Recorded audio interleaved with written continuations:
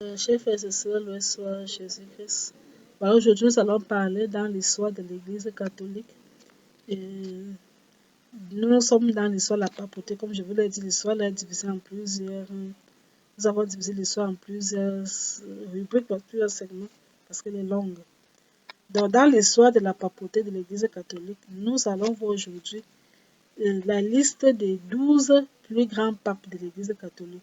Les 12 plus grands papes, c'est-à-dire les grands papes qui ont marqué l'histoire de l'Église. Qui ont marqué l'histoire de l'Église. D'ailleurs, la plupart de ces papes sont des saints. Voilà. La plupart de tous ces papes-là que nous citons aujourd'hui sont des saints de l'Église catholique. Certains d'entre eux sont des docteurs. Sont des docteurs. Docteurs de l'Église, quoi. Voilà. Comme le pape Grégoire le Grand. Il y a certains d'entre eux qui étaient docteurs. Donc, on changeait leur nom. Comme par exemple Grégoire Ier qui devient Grégoire le Grand. Comme Léon Ier qui devient Léon le Grand. À cause de ce qu'ils étaient, de ce qu'ils ont fait, on a changé leur nom. Dans les 12, donc je vous invite à découvrir les 12 plus grands papes de l'histoire de l'Église catholique. Depuis que l'Église catholique a été créée, les papes qui ont été les plus grands papes de l'Église, qui ont marqué. Je vous dirai ce que ces papes ont fait pour qu'ils se retrouvent là-dedans, dans ce top 12.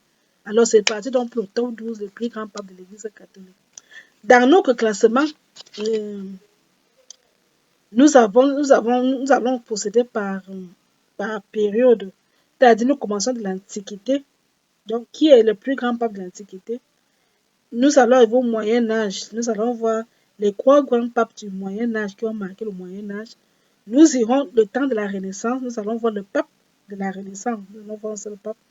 Donc, dans l'Antiquité, c'est un seul. Nous allons voir au Moyen-Âge les 3 papes qui ont marqué le Moyen-Âge. À la Renaissance, nous aurons un pape. Au 19e siècle, nous aurons 2 papes. Et puis du 20e au 21e siècle, nous aurons 3 papes. Naturellement, dans nos églises, le pape Jean-Paul II, que vous connaissez, le pape Grégoire le Grand, le pape Léon le Grand. Alors, recommençons un peu dès le début. Le plus grand pape de l'histoire, c'est naturellement Saint-Pierre, apôtre de Jésus-Christ, qui est le successeur de Jésus qui est désigné par lui-même. Saint-Pierre a d'ailleurs d'abord, il a eu le plus long de tous les papes qu'il y a eu dans l'histoire de l'Église catholique. Jusqu'à présent, à moins que ça peut changer, mais jusqu'à présent, celui qui bat le record du plus long pontificat. Parce qu'on estime que son pontificat a duré environ 34 à 35 ans. Il devient pape à la mort de Jésus. Il devient plus le successeur, puisqu'on dit que le Saint-Pierre est le premier pape de l'Église catholique. Donc, il devient le successeur de Jésus, que Jésus le désigne comme chef des apôtres. Donc, successeur, Jésus meurt en l'an 30 de notre ère. Donc, et il va mourir à Rome, martyr, crucifié la tête en bas, lors des persécutions de Néron, cycle de Néron. En l'an 64 de notre ère, ce qui fait on est à 35 ans. Voilà.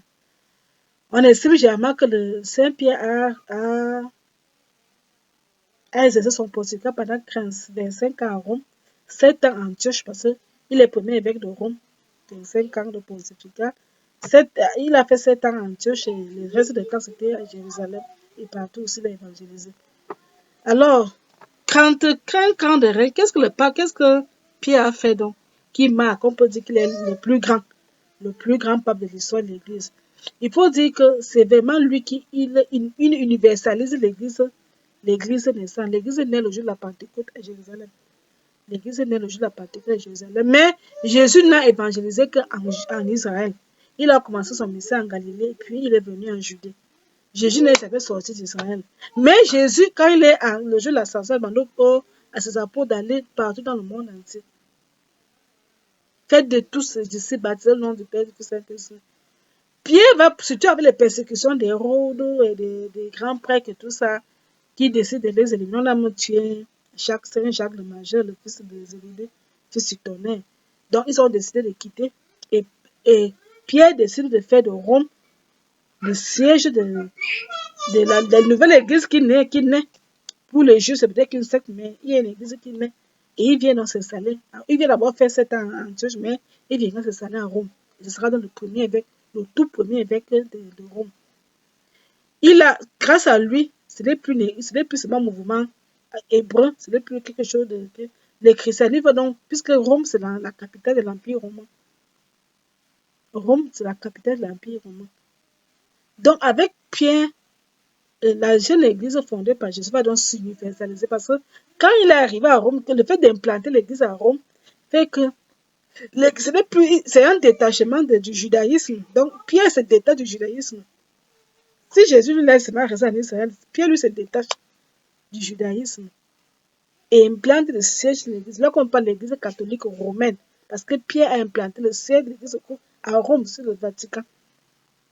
Là où se trouve la basilique Saint-Pierre, c'est là où on a enterré Saint-Pierre, qui est considéré comme le leader de la communauté judéo-chrétienne en Israël, le chef des apôtres. Donc il a universalisé l'église. C'est grâce à lui qu'aujourd'hui, nous avons la foi. Si les apôtres étaient restés seulement en Israël, peut-être qu'on n'aurait pas entendu parler, nous ne serons pas chrétiens. Mais parce qu'ils se sont détachés, Pierre a décidé qu'il faut aller, comme Jésus a dit, aller partout. Et il a implanté Rome. Il est venu à Rome, les autres sont un peu éparpillés, mais s'il a fait de Rome la capitale. C'est vrai qu'il y avait aussi les patriarcats à son époque, mais vraiment, comme il avait toujours été reconnu comme le chef de l'église, voilà. Et puis avec Pierre, c'est avec le pontificat de Pierre que vont naître les premières communautés chrétiennes. Que soit lui-même l'a créé, il va encourager l'œuvre de Saint Paul, parce que Saint Paul a évangélisé un peu partout, Corinthe, Éphèse et tout ça. Ils vont à un certain moment aussi collaborer ensemble, voilà. Donc, il y aura aussi les conciles qui se tiendront parfois à Jérusalem. Quand il y a un problème, Pierre, on convoque un concile. Par exemple, on se souvient du concile de Jérusalem qui devait trancher la question de la circoncision des païens. C'est quand un païen se convertit, on doit le circoncire comme on le circoncit chez les Juifs. Et Pierre va pencher pour la position de Paul qu'on ne doit pas le faire l'imposer. Donc, Pierre a fait tellement de choses. Et Pierre aussi a accepté qu'on accueille les païens dans la communauté chrétienne. Parce que chez les Juifs, quand tu étais païen, on n'acceptait pas. Mais Pierre va accepter qu'on accueille les païens. Donc, il a beaucoup œuvré. On pourrait dire des nombres de choses pour Saint-Pierre, mais il ne devrait pas moins que c'est le plus grand pape de l'Église catholique. Vient donc en deuxième, nous sommes dans ça, c'est l'Antiquité. C'est le pape de l'Antiquité. Dans l'Antiquité, c'est vraiment lui. Il y a eu donc au pape successeur, mais c'est lui qui marque vraiment l'Antiquité. Quand nous venons maintenant au Moyen-Âge, le deuxième plus grand pape de l'Église catholique, le premier du Moyen-Âge, c'est le pape Léon Ier, qu'on a rebaptisé le pape Léon le Grand. Donc, on parle de Léon le Grand, c'est le pape Léon Ier. Donc, le pape Léon Ier, pour Léon le Grand, il était pape de l'an 440 et il est mort en 461. Donc, il a fait 21 ans de pontificat. Il est mort précisément le 10 novembre 461. C'est d'ailleurs l'un des docteurs de l'Église. Donc, l'un des docteurs de l'Église. C'est le pape Benoît XIV qui fera de lui docteur de l'Église en l'an 1751. Pour quelqu'un qui est mort en 461, c'est une histoire. Pourquoi on dit que le pape Léon Ier, Léon le Grand, est l'un des plus grands papes de l'Église catholique? En fait, et après Saint-Pierre, c'est pour ça que le classe en deuxième position. On dit que le pape, jusqu'à actuellement, il est vénéré aussi bien en Orient. Donc même les églises d'Orient le vénèrent, comme tout comme en Occident. C'est parce que c'est le peuple qui a su maintenir l'unité de l'Église quand il y avait la décadence de l'Empire romain. Voilà. Il y a eu une période de contexte, c'est que lorsque le pape Léon Ier est élu, c'est dans un contexte où on assiste un peu à l'invasion des barbares à Rome. Donc, les barbares quittent de leur zone pour envahir l'Empire romain. Et cette invasion a eu des conséquences parce que ça avait des conséquences sur le plan spirituel. Parce qu'il y a eu des nouveaux courants de pensée qui sont arrivés. Les barbares sont des païens. Ils adorent des divinités, ils sont idolâtres. Mais leur arrivée, lorsqu'ils envahaient l'Empire romain, ils naissent dans le courant. Même ceux qui étaient des chrétiens commencent à suivre un peu cette idéologie. Il va donc naître des hérésies au sein de l'Église. D'abord naître des hérésies. Le pape Léon Ier sera donc celui-là qui va combattre d'abord contre l'invasion romaine. Il a défendu Rome. Il va lutter vraiment contre l'invasion des barbares. Il est devenu notamment célèbre pour avoir combattu Attila. Et il a combattu Attila. Voilà. Et il va donc combattre les hérésies qui vont naître en ce moment-là. Il va vraiment combattre toutes ces hérésies-là. Et il va défendre l'autorité papale. Parce qu'il est aussi élu pape. Pendant ce temps, on commence à dire qu'il y avait le pontificat. Il y avait 5 pontificats en ce moment-là. Il y avait le pontificat de Rome. Il y avait Constantinople, Jérusalem, Antioche et Alexandrie. Et chacun voulait un peu montrer sa puissance, comme moi je suis aussi. Et lui, il va donc affirmer lors du conseil de Nicée, va dire que non. Étant donné que l'évêque de Rome, c'est lui qui est le successeur de Saint-Pierre. L'évêque de Jérusalem n'est pas le successeur de Saint-Pierre. L'évêque de Jérusalem est le successeur de Saint-Jacques. Saint-Jacques le mineur, qui était le plus frère du Seigneur, apôtre de Jésus. Mais Saint-Jacques le mineur n'a jamais été Jésus n'a jamais désigné comme son successeur. C'est lui le premier évêque de Jérusalem. Donc, on va dire que le patriarcat de Jérusalem, c'est oui. Alexandrie, parce que les apôtres qui sont allés évangéliser là-bas. Constantinople est parti évangéliser. Antioche, même, c'est Pierre qui est venu. Mais Pierre a mis les bases à Rome. Donc, il va finir par réussir. C'est le premier pas qui va aussi imposer l'autorité papale. Il dit donc que pour l'Église d'Occident, le pape, dans l'évêque de Rome, a le pouvoir administratif, spirituel et juridictionnel sur toutes les églises qui sont en Occident. Sur toutes les églises chrétiennes qui sont en Occident. À cette époque-ci, en l'an 104, il n'existait pas les protestants, il n'y a pas les autres là, ni d'orthodoxe, non, il n'y a pas ça. Il n'y a qu'une seule église. Donc, voilà. Il décide donc que pour l'église d'Occident, le pape, dans l'évêque de Rome, est le chef spirituel, le chef administratif, le chef juridictionnel. Et il réussit à imposer lors du conseil de Chalcédoine aussi. Voilà. Donc, il a aussi œuvré pour la sécurité des bâtiments pendant que les barbares venaient faire leur show. Donc, il a combattu les Vandales, les Huns, les Burgondes et tout ça. Bref, le pape, il a beaucoup travaillé dans ce domaine-là. Le troisième pape, naturellement, c'est le pape le pape Grégoire Ier, qu'on a baptisé les Grégoire le Grand. Donc, c'est un saint.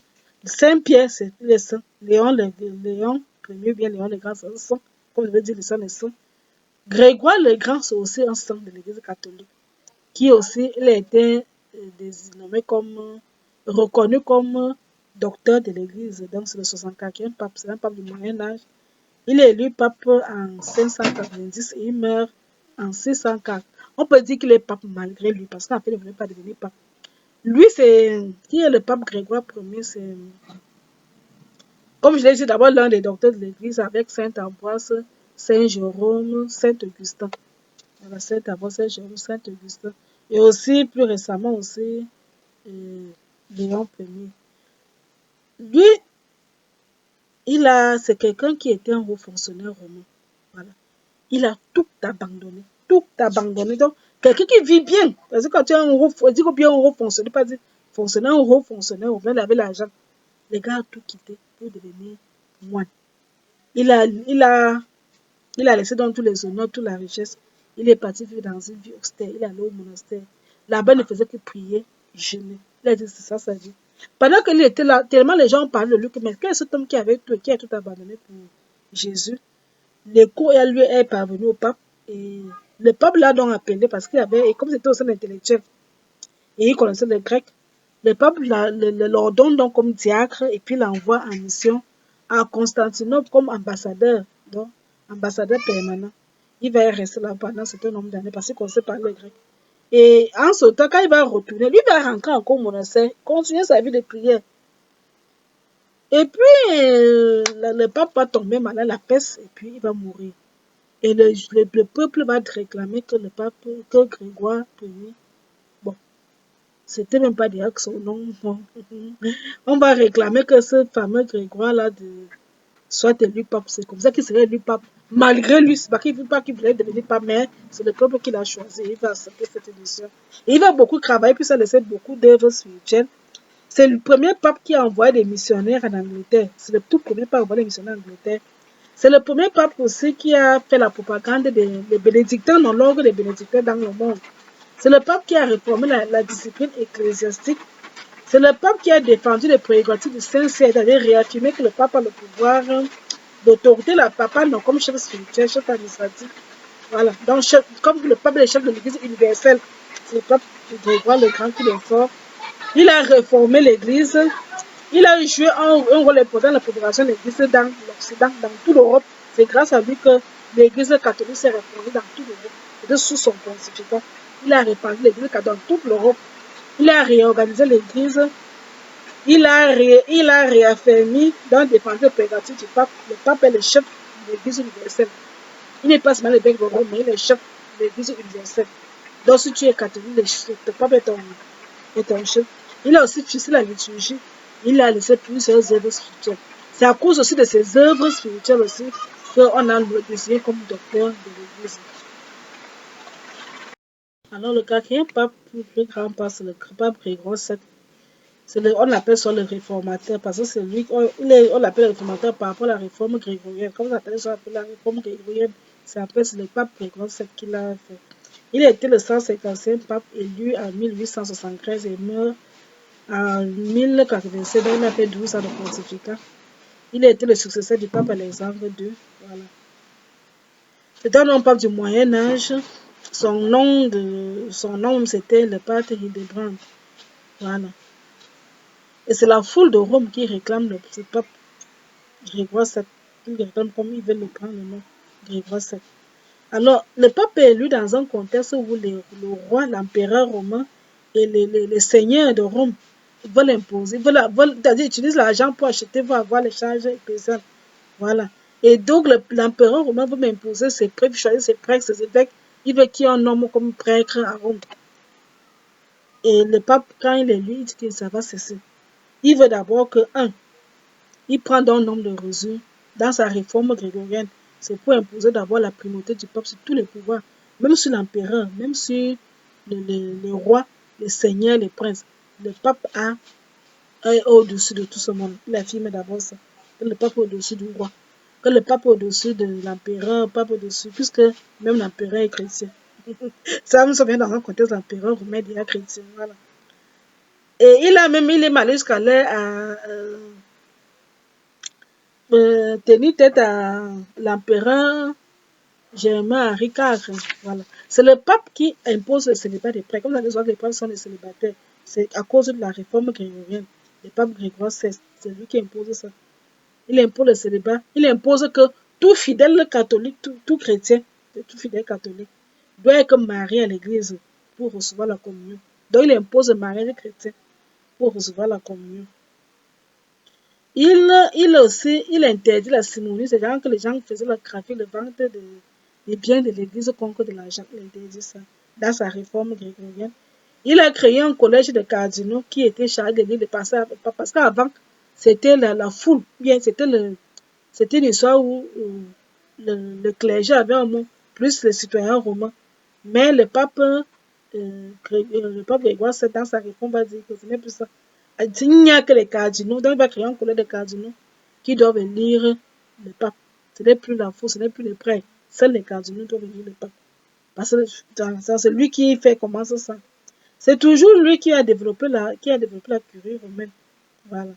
Ça, c'est le pape Grégoire VII, qui est donc l'un des quatrièmes plus grands papes de l'Église catholique. En cinquième position, c'est le pape Innocent III, on l'appelle le pape absolu. C'est l'un des plus puissants papes de l'histoire. Il était 176e pape, élu par 1198. Il est mort en 1207, suite à le pontificat. C'est un pape du Moyen-Âge.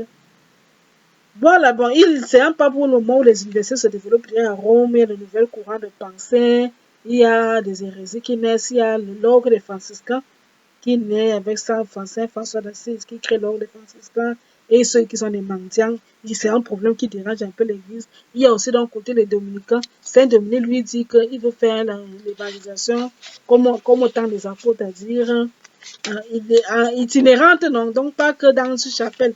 Lui veut marcher, aller évangéliser de village en village, comme faisaient les apôtres. Donc il y a tous ces problèmes-là qui se passent. Dans le contexte là que le pape Innocent quoi est élu, et il va donc beaucoup pour œuvrer. Il va beaucoup œuvrer pour renforcer la papauté. Donc il organise la curie romaine. Il a joué dans la succession du roi. Hein. C'est lui qui va désigner le successeur du roi Henri VI d'Allemagne. Voilà. Il va se rapprocher de certains pays comme la Bulgarie pour renforcer lui. Il lance la croisade, la quatrième croisade pour conquérir Jérusalem. C'était lui aussi qui a lancé le concile de Lacran, un concile de Lacran en Rome, voilà, qui est considéré aujourd'hui comme le plus grande assemblée, le plus grande assemblée. Dans les temps, on a revendiqué beaucoup de choses. Le problème des franciscains, on a reconnu l'ordre des franciscains. Euh, il y a aussi le problème de Saint-Dominique. Bref, ce sont des choses qui ont été parlées pendant le concile. Il a dit que le pape a l'autorité sur le roi, sur le peuple, parce que le roi lui-même est catholique, donc le pape a l'autorité sur lui. Voilà. Le septième pape, c'est le pape Pie V, qui, on appelle ça le pape contre-réformiste. Il est le 223e pape élu, pape en 1566. Il est mort en 572, soit 6 ans de règne. Enfin, c'est l'histoire d'un berger qui est devenu pape, comme un peu David, le jeune berger qui est devenu roi d'Israël. Donc, c'est un berger qui va devenir pape. Son vrai nom, c'est Antoine Gislieri. Voilà, il est issu d'une famille noble. Voilà, et sa famille a été ruinée par la guerre. Voilà. Donc, maintenant, comme la famille a été ruinée, parce que sa famille était riche, ils sont ruinés la guerre et puis les ruinés. Et puis, il décide donc d'être devenu berger. Et c'est pendant qu'il exerce son métier de berger qu'il fait la rencontre des dominicains qui passent par là par hasard, qui lui parlent et qui le convainc de les suivre. C'est comme ça qu'il va entrer dans l'ordre des dominicains. Il fera ses premiers vœux à l'âge de 15 ans. Il va aimer tellement la vie religieuse. Et puis, comme c'est l'intérêt, il a envoyé à Boulogne. Parce que pour les dominicains, la formation est importante. On envoie donc à Boulogne pour aller étudier la liturgie. Voilà. Et c'est le pape qui dit souvent que pour un bon chrétien, surtout pour un bon prêtre, la liturgie et l'étude, non? Surtout pour les dominicains. Pour les dominicains, la liturgie sont presque deux mamelles qui fournissent le lait spirituel sans lequel on peut l'âme espérer. Ça, c'est lui qui le dit. Donc, c'est le pape qui a lutté contre la réforme protestante. Parce qu'au moment où il est pape, Martin Luther commence, il y a le nouveaux protestants nés, il y a beaucoup de problèmes, il y a beaucoup de crises, il y a des hérésies protestantes. Donc, le pape Pie V a lutté contre l'hérésie protestante, la réforme protestante qui combattait la foi catholique. Il a beaucoup lutté contre ça. Il a vraiment lutté contre ça. Il était un pape inquisiteur. Il a été nommé pour l'inquisition romaine pour lutter donc contre le mouvement protestant. Vraiment, il a aussi défendu le dogme crédentin. C'est lui qui a promulgué le missel crédentin. Voilà. C'est lui qui a... Et il défend les clauses du Conseil de Trente, voilà, convoqué par le pape Paul V en 1545. Voilà. C'est aussi le pape qui a publié le catéchisme romain et le bréviaire. Il a publié le catéchisme romain. Il a fait publier le bréviaire. Il a aussi publié le missel. Voilà, le missel. Voilà. Ensuite, on peut dire que c'est...